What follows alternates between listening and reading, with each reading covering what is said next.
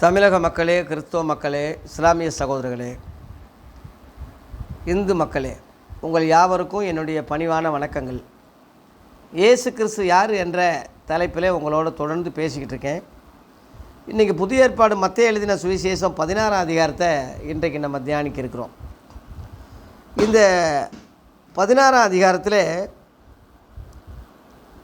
இயேசுவை சோதிக்கும்படி மத தலைவர்கள் இயேசுவை சோதிக்கும்படி ஒரு அடையாளத்தை எங்களுக்கு காட்டுங்க, நீங்கள் தேவகுமாரன் சொல்லிக்கிட்டு இருக்கீங்க, ஒரு அடையாளத்தை காட்டுங்கன்னு சொல்லி இயேசுவையே சோதிக்கும்படி கேட்குறாங்க. இயேசு சொல்கிறாரு, ஏப்பா இந்த வானங்களை நிதானிக்கிறீங்க, மழை வரும்னு சொல்கிறீங்க, காற்று வரும்னு சொல்கிறீங்க, புயல் வரும்னு சொல்கிறீங்க, அதே மாதிரி நடக்கவும் செய்யுது. வானத்தை தோற்றத்தையும் உலகத்தையும் கணிக்கிற நீங்கள் என்னை கணிக்கலையா? இந்த காலத்தை நீங்கள் கணிக்கலையா? நான் யாருன்னு உங்களுக்கு புரியலையா என்று சொல்லிட்டு விபச்சார சந்ததியாரை அடையாளத்தை கேட்குறாங்க. கடுமையாகவே சொல்கிறார். விபச்சார சந்ததியார் அடையாளத்தை கேட்குறாங்க. ஆனால் யோனா தீர்க்கதரிசின்னு ஒருத்தன் இருந்தான். அவன் மீன் வயிற்றில் 3 நாள் வயிற்றில் இருந்து திரும்ப கக்கி விடப்பட்டு வெளியே வர்றான். அது பழைய ஏற்பாட்டில் உள்ள தீர்க்கதரிசி. யூதர்களுக்கு தெரிஞ்சதுனால அதை சொல்கிறார். அந்த தீர்க்கதரிசி அடையாளமே தவிர வேறு அடையாளம் உங்களுக்கு கொடுக்கப்படுவதில்லை. என்ன அர்த்தத்துக்கு சொல்கிறாருன்னா, 3 நாள் மீன் வகுத்துக்குள்ளே அவன் இருந்து வெளியே வந்த மாதிரி நானும் என்னையை கொண்டு போட்டுருவீங்க, 3 நாள் இந்த பூமியில் நான் இருப்பேன், திரும்ப நான் வந்துடுவேன், உயிர் தெழுவேன் என்ற ஒரு அடையாளமாக வச்சுக்கோங்க என்ற ஒரு பெரிய அடையாளத்தை சொல்கிறார். அப்போ அவங்கள குறித்து இயேசு சீடர்களுக்கு சொல்கிறாரு, அவங்களுடைய உபதேசத்தை குறித்து ஜாக்கிரதையாக இருங்க, எச்சரிக்கையாக இருங்க. அவங்க போதனைகள் ரொம்ப மோசமானது. கடவுளை பற்றி சொல்கிற மாதிரி தான் இருக்கும், ஆனால் எல்லாமே புளித்த மாவு மாதிரி மோசமான கெட்டுப்போன உணவு மாதிரி அவங்க போதனைகள் இருக்கும். கெட்டுப்போன உணவு சாப்பிட்டா எப்படி வாந்தி பேதி வந்து சிலர் செத்தும் போடுறாங்க. அந்த மாதிரி அவங்களுடைய போதனைகள் உணவாக நினச்சி, ஆன்மீக உணவாக நினச்சி, கடவுளுடைய வார்த்தையாக நினச்சி உட்கொள்றாதீங்க. அது பாய்சனாக முடியும், ஆபத்தாக முடியும். அதனால் அந்த உபதேசங்க அவங்க குறித்து எச்சரிக்கையாக இருங்கன்னு சொல்கிறாரு. இதிலிருந்து நாம் என்ன தெரிஞ்சு கொள்கிறோம்னா, மதவாதிகளை குறித்து ஜாக்கிரதையாக இருக்கணும். அது எந்த மதமாக இருந்தாலும் சரி, கிறிஸ்துவ மதமோ, முஸ்லீம் மதமோ, இந்து மதமோ, அந்த மத தலைவர்கள் வந்து ஜனங்களை பிரித்து வச்சுருக்காங்க. இது எங்கள் மதம், இது எங்கள் கடவுள், எங்கள் ஜாதி, எங்கள் குலம்னு சொல்லி பிராமணர்கள் போல் எல்லா மத தலைவர்களும் பிரித்து மக்களை கையாண்டிருக்காங்க. மக்கள் ஒரே மக்கள் தானே, ஒன்றே குலம் ஒருவனே தேவன் சொல்லும்போது ஒரு குடையின் கீழே அவங்கள கொண்டு வர்றதை விட்டுட்டு தங்களுடைய சுய ஆதாயத்துக்காக, தன்னுடைய சுய பக்திக்காக, கௌரவத்துக்காக, தான் பிழப்புக்காக, தான் வாழ்வதற்காக மக்களை பிரித்து துண்டாடி இருக்கிற மோசமான ஒரு ஜனங்க தான் மத தலைவர்கள்னு சொல்கிறது. அதனால் மதங்களை கடவுள் படைக்கலை, மனிதன் தான் மதங்களை படைத்தான். மதம் என்றால் பைத்தியம்னு அர்த்தம். யானைக்கு மதம் பிடிச்சிருச்சுன்னா அது பைத்தியம் தானே. அதுபோல் மதம்னு சொன்னாலே அது மத வெறியாக மாறும், பைத்தியம்தான். இப்போ இன்றைக்கி மத வெறியில் எத்தனை பேர் குத்திட்டு வெட்டிட்டு சாகுறாங்க. இன்றைக்கி பிள்ளையார் சதுர்த்தி முழுவதும் எத்தனை பேர் செத்துறாங்க, கொலைகரம் நடக்குது, போராட்டம் நடக்குது வட இந்தியாவில். அதுலேயும் மத நல்லிணக்கம்னு சொல்லி மசூதியிலேயே பிள்ளையார் சிலையை வச்சு வழிபட்டதாக வட இந்தியாவில் ஒரு நியூஸ் கேட்டு சந்தோஷப்பட்டேன். அதனால் மதவாதிகள் வந்து மனுஷர்களை பிரிக்கிறாங்க, அரசியல் நடத்துகிறாங்க. அதுக்கு நம்ம அடிமையாயிடக்கூடாது. அவங்க கொடுக்குற அந்த ஆன்மீக உணவு, அந்த போதனைகள் கடவுளுடைய போதனைகளாக நினைக்காதீங்கன்னு சொல்லி அன்னைக்கு அவர் எச்சரித்த மாதிரி இன்றைக்கி இந்த புரிதலோடு நாமளும் இந்த எச்சரிப்பை புரிந்து மதவாதிகளுக்கு நம்ம விலகி இருக்கணும். ரெண்டாவதாக, இயேசு என்னை யாருன்னு மக்கள் நினைக்கிறாங்க அப்படின்னு கேட்குறாரு. உம்மை தீர்க்கதரிசின்னு நினைக்கிறாங்க, உம்மை வந்து பழைய ஏற்பாட்டில் உள்ள ஒரு எலியா எரேமியான்னு ஒரு பேரை சொல்லி அந்த மாதிரி ஒரு நபர் பொதுவாக ஒரு தீர்க்கதரிசி கடவுளுடைய ஊழியர் இப்படிலாம் சொல்கிறாங்கன்னு சொல்லி மக்கள் சொல்கிறதாக சீடர்கள் சொல்கிறாங்க. நீங்கள் என்ன யாருன்னு சொல்கிறீங்கன்னு சொல்கிறார். மக்கள் சொல்கிறதெல்லாம் இருக்கட்டும், நீங்கள் ஏன் சீடர் இல்லையா, நீங்கள் என்னென்னு சொல்கிறீங்கன்னு சொல்லும்போது அதில் பேதுரு தலையிட்டு, நீங்கள் உண்மையிலே கடவுளுடைய குமாரன், கடவுளால் அனுப்பப்பட்ட தேவகுமாரன், ஜீவனுள்ள தேவகுமாரன் என்று சொல்கிறான்.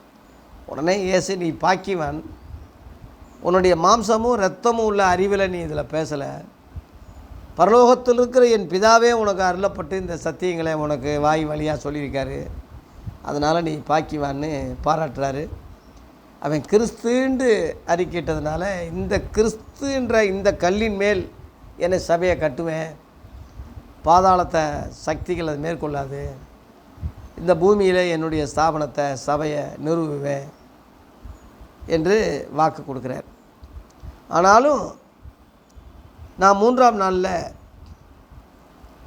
மரித்து 3ஆம் நாளில் உயிர் தொழுவேன் என்ற ஒரு ரகசியத்தையும் அந்த சீடர்களுக்கு சொல்கிறாரு. உடனே அந்த பேதுரு அந்த சீடை வழி மறைச்சி, ஆண்டவரே உமக்கெல்லாம் அது நான் நடக்கக்கூடாது, நீங்கள்லாம் அப்படி சாகக்கூடாது அப்படி சொல்லி இயேசுவையக்கே அட்வைஸ் பண்ணி ஓவர்டாக் பண்ணி அவரையே கடிந்து கொள்ளக்கூடிய அளவில் அவன் தாராளமாக பேச ஆரம்பிக்கிறான். இயேசு அவனை, எனக்கு பின்னாக போ சாத்தானேன்னு சொல்கிறார்.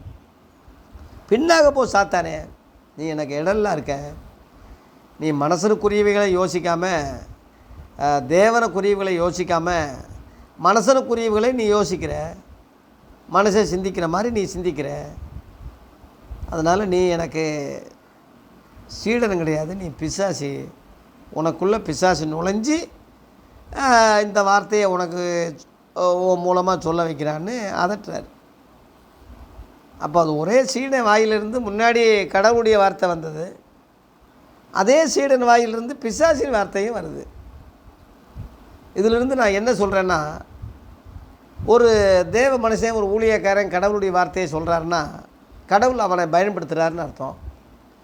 அதே ஊழியனை சாத்தானும் பயன்படுத்தக்கூடும், பயன்படுத்தி தவறான வார்த்தைகள் சொல்லக்கூடும். நாம் நடுவில் இருந்து பகுத்தறியணும். ஒரு ஊழியக்காரன் நல்ல வார்த்தை சொல்கிறாருன்னா எப்பயுமே நல்ல வார்த்தை சொல்வாரா நம்ம நினைக்கக்கூடாது. ஒரு ஊழியக்காரன் கெட்ட வார்த்தை சொல்கிறாருன்னா எப்பயுமே அவன் கெட்ட வார்த்தையே சொல்லிக்கிட்டு இருக்க மாட்டான். அவனையும் கடவுள் பயன்படுத்தி நல்ல வார்த்தையை சொல்ல வைப்பார். நல்ல வார்த்தையை சொல்ல ஊழியக்காரனையும் சாத்தான் பயன்படுத்தி கெட்ட வார்த்தையை சொல்ல வைப்பான். ரெண்டுமே நடக்கும். மனுஷன் ஆவி வேறு, தேவ ஆவி வேறு, அசுத்த ஆவி வேறு. மனுஷன் ஆவி நடுவில் இருக்குது, தேவ ஆவி இங்கிட்டு இருக்குது, அசுத்த ஆவி இங்கிட்டு இருக்குது. இந்த ரெண்டு ஆவி இந்த நடுவில் உள்ள மனுஷன் ஆவியோட தொடர்பு கொள்ளலாம். இவன் எதுக்கு சாயிறானோ இடம் கொடுக்குறானோ அது பயன்படும். அதனால் எல்லா மனுஷர்களையும் எல்லா நேரங்களையும் நம்ம நம்பிடக்கூடாது. கடவுள் யாரை கொண்டும் பேசுவார், எந்த மனுஷனோடும் பேசுவார், கழுதை கொண்டு கூட பேசுவார், சேவலை கொண்டு கூட, பறவைகள் கொண்டு கூட உணர்த்துவார். அவரால் கூடாத காரியம் ஒன்றும் இல்லை. நீங்கள் பேசாவிட்டால் அந்த கல்லுகள் கூட பேசும்னு சொல்கிறாரு. அந்த அளவில் கடவுள் சக்தி வாய்ந்தவர். யார் எந்த வகையிலையும் கடவுள் பேச அவரால் முடியும். அதனால் பூசாரிகளுக்கு பின்னாடி, ஆசாரிகளுக்கு பின்னாடி, ஊழியர்களுக்கு பின்னாடி போயிடாதீங்க. ஒரு நல்ல வார்த்தை சொல்கிறாருன்னா அப்படியே நம்பி போயிடக்கூடாது. இப்போ நித்யானந்தா கடவுளுடைய மறு அவதாரம்னு நம்பினாங்க. ஆரம்பத்தில் கதவை திற காற்று வரும்னு ஆரம்பித்தவர் அப்படியே வளர வளர அவன் அக்கிரமங்களும் அநியாயங்களும் வளர்ந்து எத்தனையோ பொம்பளையில் ஆட்டையை போட்டு கைலாசம் சொல்லி வெளியே கொண்டு போய் டான்ஸ் ஆடிக்கிட்டு இருக்கான். இன்றைக்கி அங்கேயும் ஒரு கூட்டம் போய் உட்காந்து சிரிச்சுக்கிட்டு தான் இருக்குது, மகிழ்ச்சி அடைஞ்சிக்கிட்டு தான் இருக்காங்க, காசை கொட்டிக்கிட்டு தான் இருக்காங்க. கடவுள் என்ற அந்த பேரால் மக்கள் மயங்கி போகிறத நாம் விரும்பக்கூடாது. பகுத்தறிவோடு இருக்கணும். அவன் பேசுகிறது கடவுளுடைய வார்த்தையா, கடவுளுடைய வார்த்தை இல்லையா, அந்த பகுத்தறிவு கடவுள் நம்ம கொடுத்துருக்காரு. நன்மை தன்மை அறியத்தக்க அறிவை நம்ம கொடுத்துருக்கிறார். அந்த வகையில் நம்ம அறிந்து கொள்ள வேண்டும். இயேசு அவங்கள அதட்டுறார். என்னை பின்பற்றக்கூடிய விரும்பினா கஷ்டங்கள் பாடுகள் வந்தாலும் பரவாயில்லைன்னு சிலுவை எடுத்துக்கொண்டு வர்றவன் தான் என் சீடனே தவிர எந்த கஷ்டமும் வரக்கூடாது, சோதனையே வரக்கூடாது, நாம் நோகாமல் நொங்குதிப்போம் நல்லா வாழ்வோம்னு நினச்சி என்கிட்ட வராதிங்க. மனுஷன் உலகம் முழுவதும் ஆதாயப்படுத்தினாலும் தன் ஜீவனை உயிரை நஷ்டப்படுத்தினா அவனுக்கு என்ன லாபம்? அதுக்கு ஈடாக எண்ணத்தை கொடுப்பான். அதனால் அப்படிப்பட்டவங்களாம் நான் வேண்டேன். நான் என்கிட்ட சீடர்களாக வராதிங்க. தன் ஜீவனை வெறுக்கணும், எல்லாத்தையும் துறக்கணும், அதுதான் என் சீடன் என்று அங்கே அறிவுரை சொல்லி அந்த அதிகாரத்தை முடிக்கிறார். அதனால் மக்களே, இந்த அழிஞ்சு போகிற பிம்பத்தையும் உலகத்தையும் பொருளாசையும் பணாசையும் இதுக்காக கடவுளை தேடாமல் மெய் ஜோதிக்காக, மெய் ஜீவனுக்காக, நீடித்த உள்ள அந்த மெய் வாழ்வுக்காக, அந்த பரலோக மகிமைக்காகத்தான் நம்ம ஆண்டவரிடத்தை தேடணுமே தவிர அழிந்து போகிற உலகத்துக்காக நம்ம தேடக்கூடாது. முக்கியமாக இயேசு ஒரு தேவகுமாரன், ஒரு தீர்க்கதரிசியோ ஒரு மனித அவதாரமோ சாதாரண ஒரு பிறவியோ இல்லை, மனிதனை ரட்சிக்க வந்த தேவகுமாரன். இதை விசுவாசிக்கும் போதே நம்ம ரட்சிக்கப்படுவோம், ஆசீர்வதிக்கப்படுவோம். இன்னும் இயேசுவை அறிகிற அறிவில் வளருங்க. கடவுள் நம்மை ஆசீர்வதிப்பாராக. மத்தேயு 16ஆம் அதிகாரத்தை நான் நிறைவு செய்கிறேன். அடுத்து நம்ம சந்திப்போம்.